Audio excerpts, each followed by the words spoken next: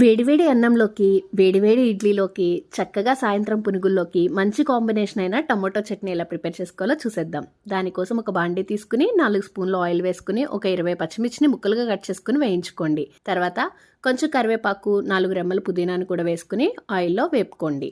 ఇవి మిక్సీ జార్లోకి తీసుకున్న తర్వాత ఒక పావు కేజీ టమోటోల్ని చిన్న ముక్కలుగా కట్ చేసుకుని అదే ఆయిల్లో వేసుకుని కొంచెం కొత్తిమీర, కొంచెం చింతపండును కూడా వేసుకుని చక్కగా టమోటో అంతా కూడా స్మాష్ అయ్యే విధంగా ఉడికించుకోండి.